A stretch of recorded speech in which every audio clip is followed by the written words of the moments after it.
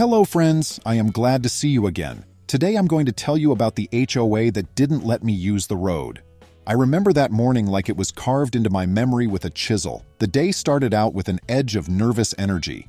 I had important work meetings waiting for me downtown, and I couldn't afford another late arrival. The reason for my anxiety was not typical rush hour traffic or some mechanical issue with my car. It was something far more outrageous. My own so-called neighbors had decided that I was not allowed to use the road that ran in front of my property unless I joined their newly formed homeowners association. Yes, you read that right. A group of folks from the neighborhood had taken it upon themselves to form an HOA and demand that every single property owner sign up, pay dues, and follow an absurd list of covenants. I had declined, which apparently meant, in their view, that I had no right to drive out of my driveway and onto what they considered their private road.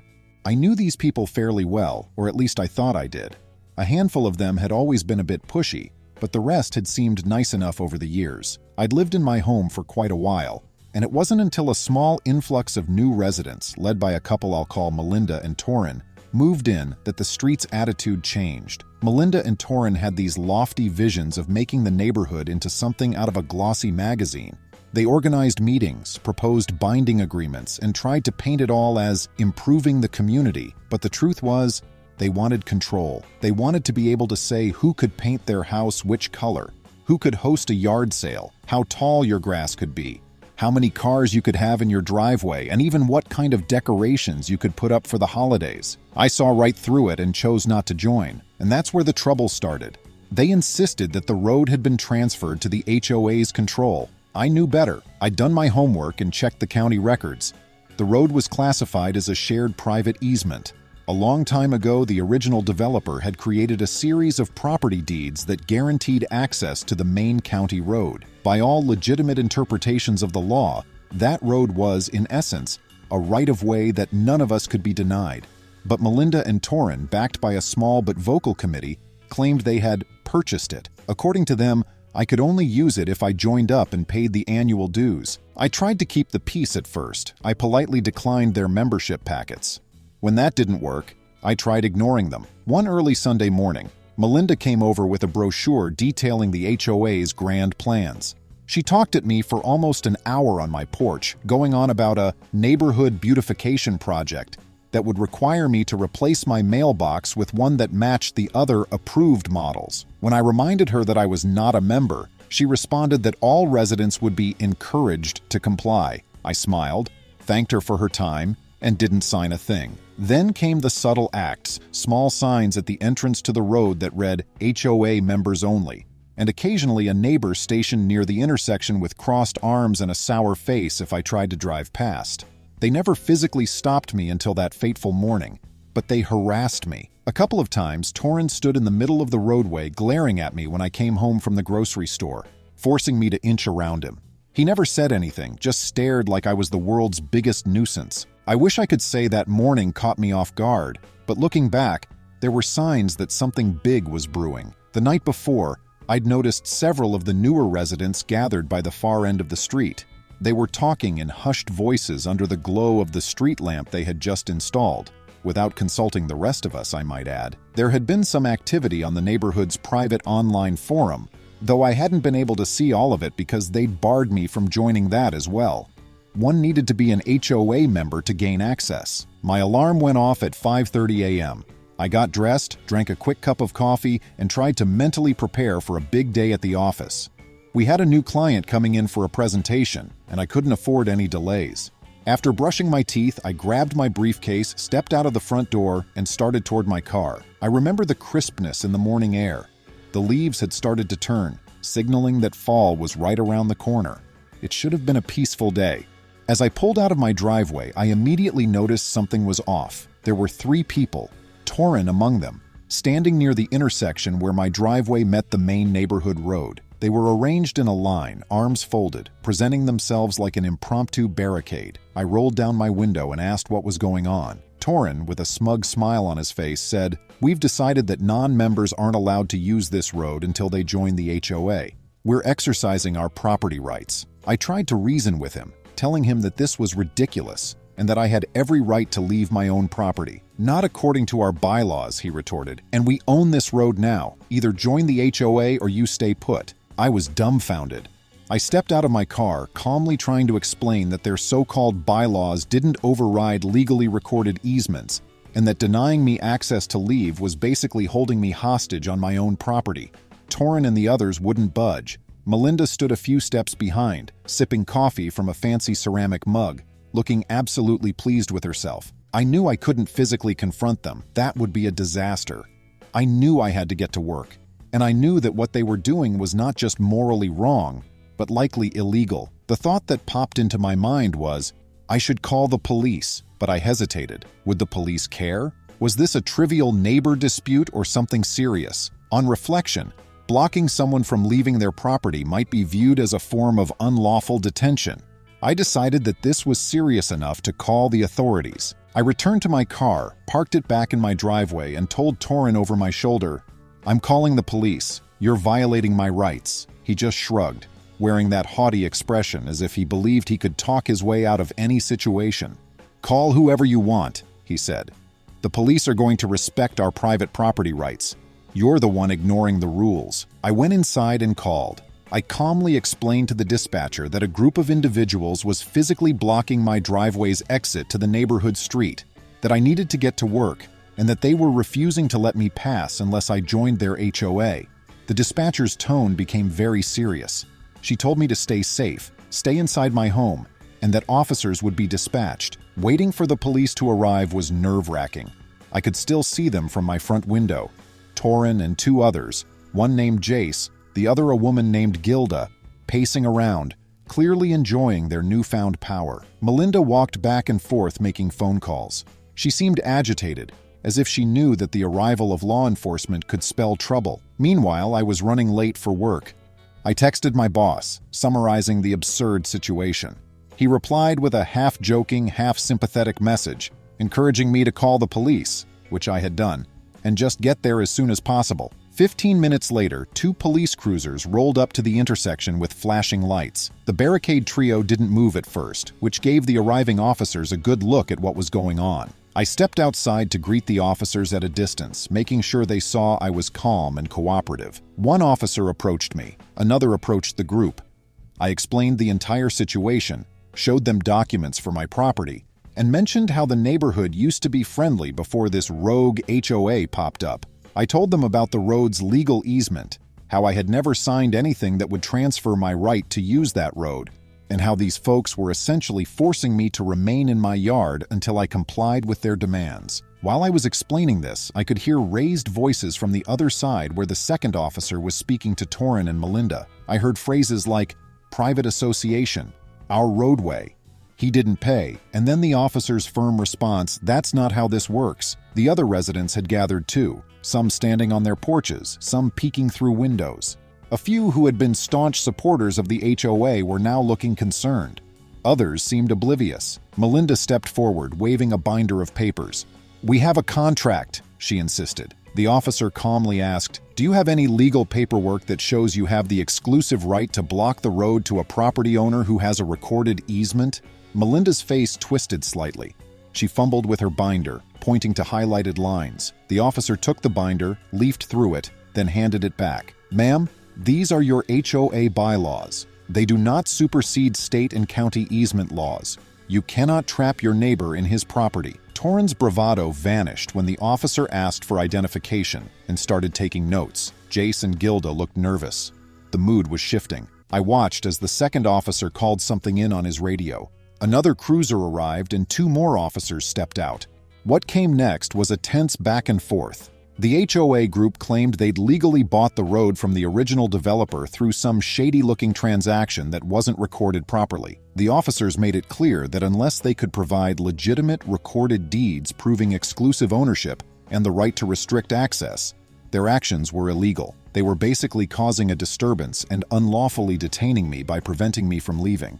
Torrin attempted to argue that this was a civil matter and that the police had no jurisdiction. The lead officer responded that while certain property disputes are civil, physically blocking someone's movement and denying them the ability to leave their property without any legal basis verges on criminal behavior. You're effectively holding him against his will, the officer said. If he can't leave his property by normal means, that's not just a zoning issue. That's serious. I could see the panic setting in. Melinda's face was turning red. Gilda tried to chime in. We were just trying to enforce the rules. He refused to pay his fair share. The officer didn't budge. This is not how you enforce any rule. You do not block someone's right to come and go. If you have a legitimate claim, you go through the court system. You don't stand in front of his car like a human barricade. Before long, the police had them stepping away from my driveway. One of the officers motioned me over and said, "You're free to go. If they try something like this again, call us immediately." I thanked them and walked to my car, feeling a mix of relief and quiet anger. I started the engine, reversed out of my driveway, and as I passed Torrin and Melinda, I couldn't help noticing the deep shame on their faces. They looked like children caught doing something they knew was wrong, and now they were facing consequences. I got to work late, of course, but thankfully my boss understood, especially after I offered a brief explanation over the phone. We managed to rearrange the meeting schedule, and the day ended up going smoother than I expected. But I was still rattled. What if they tried something else? What if the HOA decided to retaliate by other means? Over the next several days, there was tension in the neighborhood. Some residents were outraged at the so-called leadership of the HOA. I overheard a conversation between a couple who lived 3 houses down, who had joined the HOA out of pressure and were now regretting it. They never wanted this level of conflict. Others started asking me about the easements and the original property records I'd mentioned. I became something of a local source of information, sharing what I knew. More than a few neighbors were starting to question the legality of the HOA's demands. A week later, I received a letter in my mailbox, an official-looking notice from the HOA board, demanding I pay a road maintenance fee. It was a blatant attempt at intimidation. The letter claimed that since I had used their private road, I now owed them money. I laughed at the irony. They had just been told off by the police for blocking me, and now they were trying a paper tactic. I sent them a certified letter in response, clearly stating that I did not recognize their authority, that I had an easement, and that any further attempts to extort money from me would be forwarded to my attorney. I attached copies of the property records and easement details. Within a few days, I noticed that some of the HOA signs had disappeared from the roadway. The members-only banners they had strung up were quietly removed. The general sense was that they'd been forced to back down, at least publicly. But I had no intention of letting their actions slide without further consequences. They had tried to illegally detain me. They deserved more than just a scolding from the police. I arranged a consultation with a local attorney who specialized in property rights and easement law. He found the situation bizarre, but not unheard of. Rogue HOAs do pop up from time to time. He advised me that at minimum, I could file a complaint with local authorities and potentially seek damages for harassment or interference with my lawful property rights. Since the police had already intervened once, he suggested that if the HOA persisted, we could escalate this into a civil lawsuit. Even if I didn't want to sue for money, a legal injunction could prevent them from attempting such nonsense again. Then, one evening, I received a knock on my door. It was one of my older neighbors, a retired gentleman named Garen who'd lived here longer than I had. He looked troubled. He said he'd just had a visit from Melinda, who tried to persuade him to sign a new HOA agreement. When Garen refused, explaining that he didn't want any part of their nonsense, Melinda threatened that they would start enforcing certain mandates, such as uniform landscaping rules.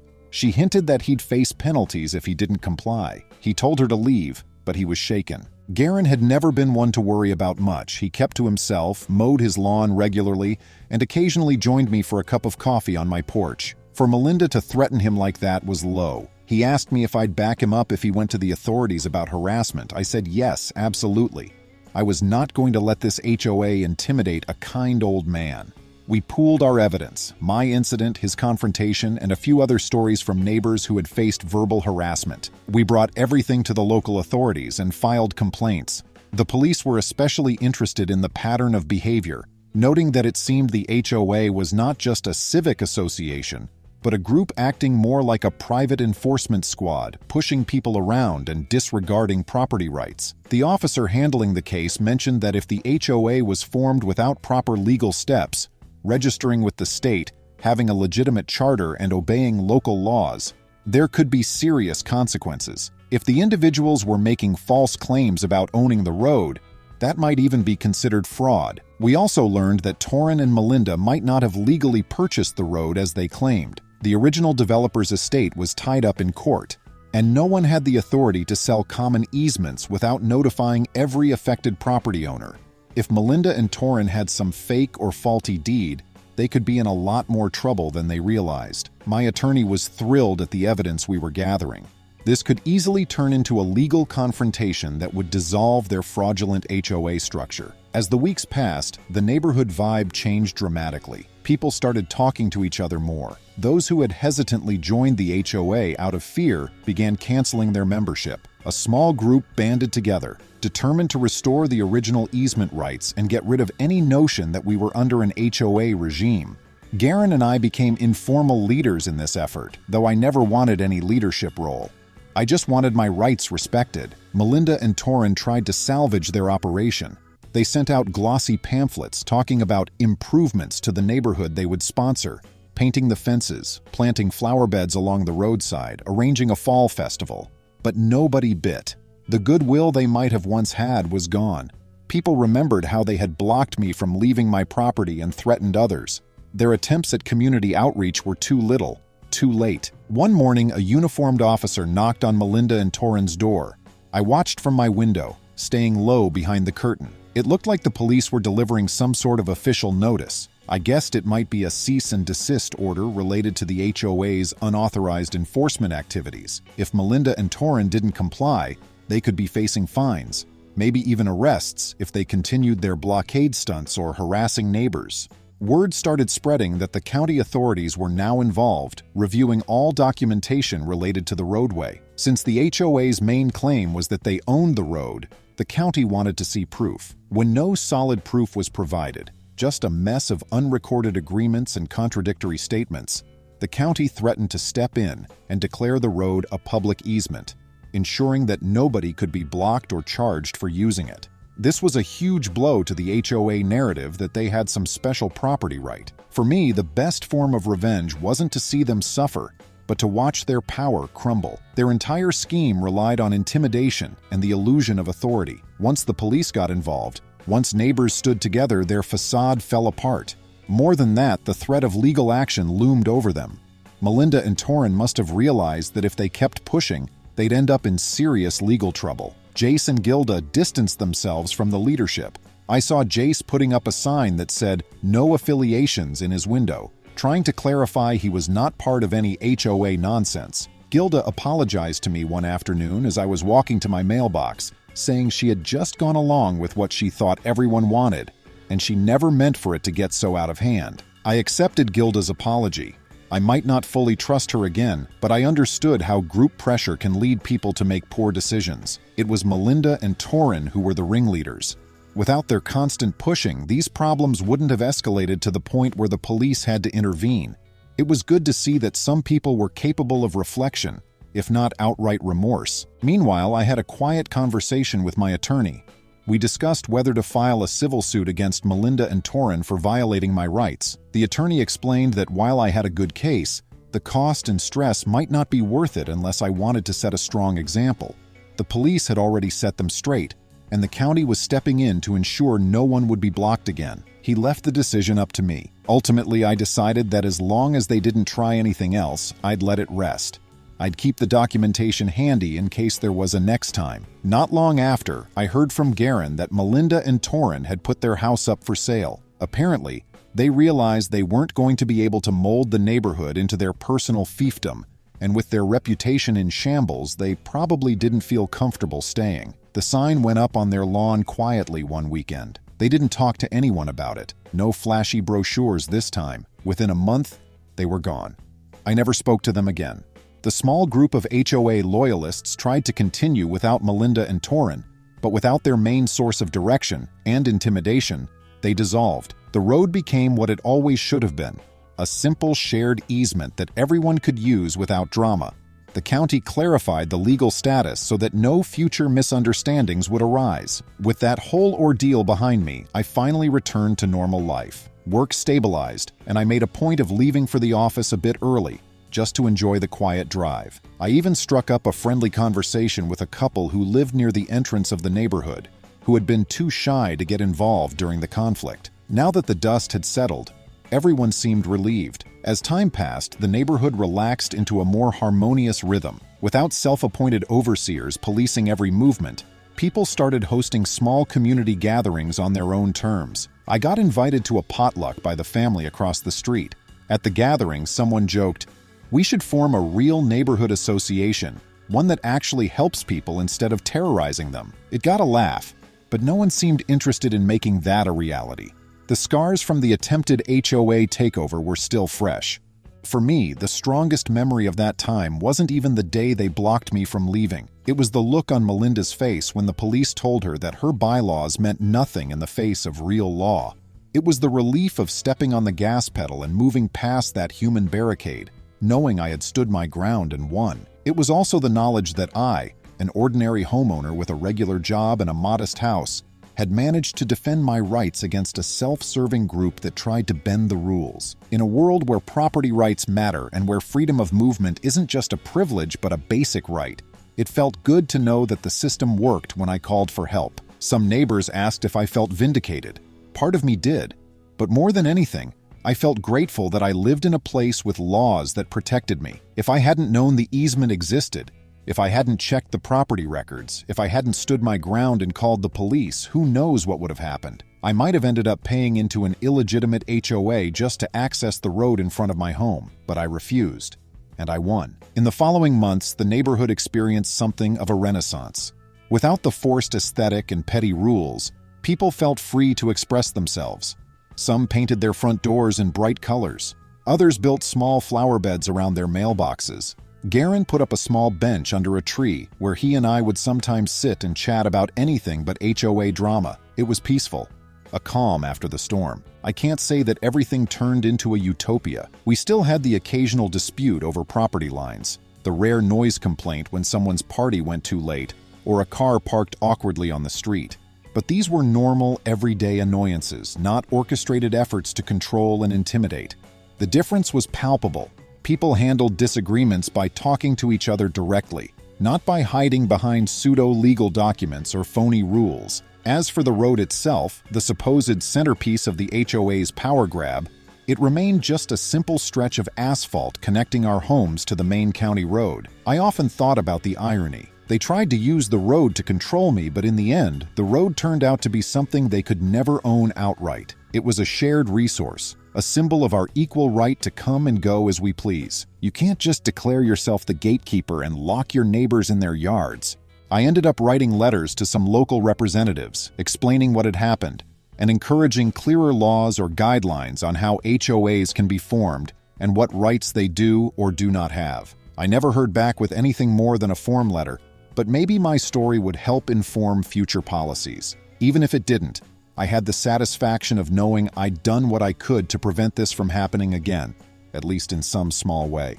About a year after the incident, I ran into a new neighbor who had just moved in where Melinda and Torrin once lived. The new resident, a quiet individual named Brooks, asked me casually, "So, I hear there was some kind of HOA drama here before I moved in." I smiled and gave him the short version. He shook his head in disbelief. "That's just wild," he said. "Glad I missed it." I was glad he missed it too. Glad we all made it through and returned to normal. Sometimes you don't need a court battle or a drawn-out legal war to see justice done. Sometimes you just need to stand up for yourself, call the right people, and watch as those who try to seize power they don't have get put in their place. In the end, I never joined that HOA. No one asked me again. It was as if the entire concept vanished into thin air after the authorities got involved. I went back to living my life without worrying that someone would block my driveway or threaten me with nonsensical dues. I took a good, hard look at the documents related to my property and made sure all my rights were clearly spelled out, just in case. But in my heart, I knew I probably wouldn't face a situation like that again. The lesson had been learned by everyone.